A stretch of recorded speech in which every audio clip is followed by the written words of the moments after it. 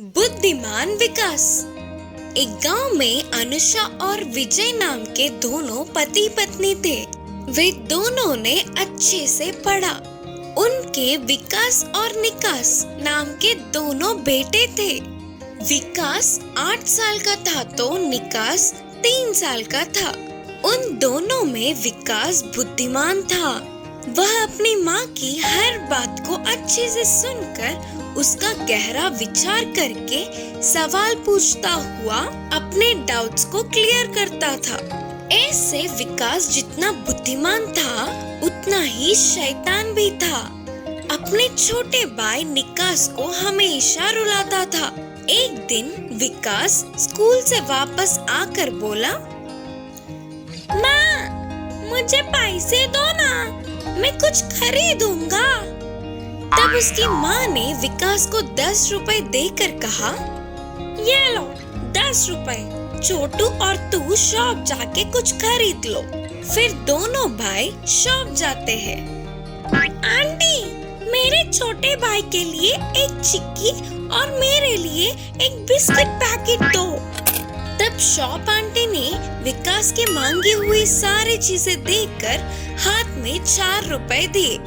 अरे, और 4 रुपए बच गए, मैं इनसे और क्या खरीदूं? आंटी, इन 4 रुपयों से 2 मिठाई दे दो करके बोलकर उन्हें लेकर बाहर आके, छोटू तू ना चिक्की खा।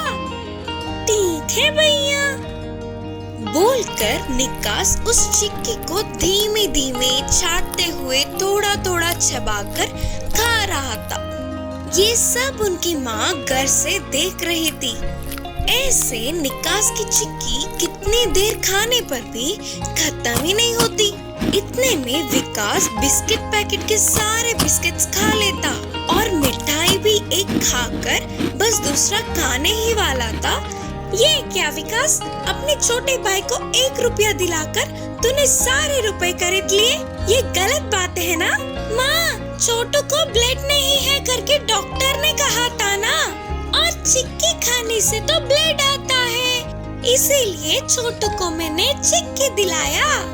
बोलकर विकास ने अपनी बुद्धि से जवाब दिया। विकास के इस जवाब से उसकी माँ को पहले गुस्सा आने पर भी मन में विकास को पाठ पढ़ाना ही होगा करके निर्णय किया। एक दिन अनुषा गुड़ की मिठाई बना रही थी।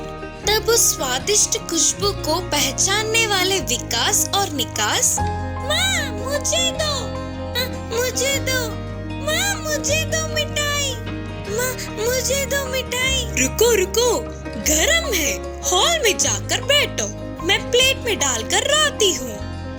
चलो रे छोटू, हम जाकर बैठते हैं, माँ ले आएंगी ना हमारे लिए करके बोलकर अपने छोटे भाई को लेकर हॉल में बैठे इंतजार कर रहे थे।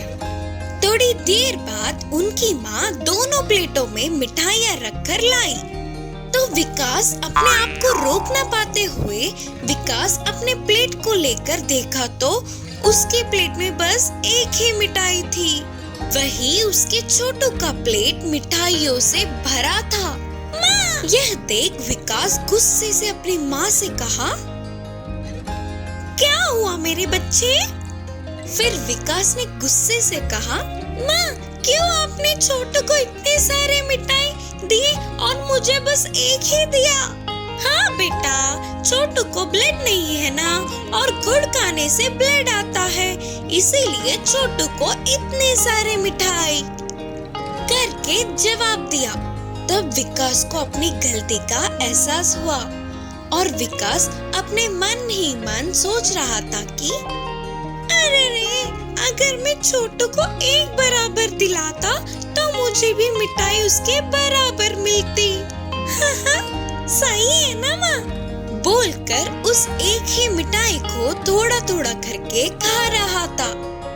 इस कहानी की सीख है कि हम अपने सामने वालों को एक बराबर समझेंगे तो हमें भी बराबर का हक मिलेगा।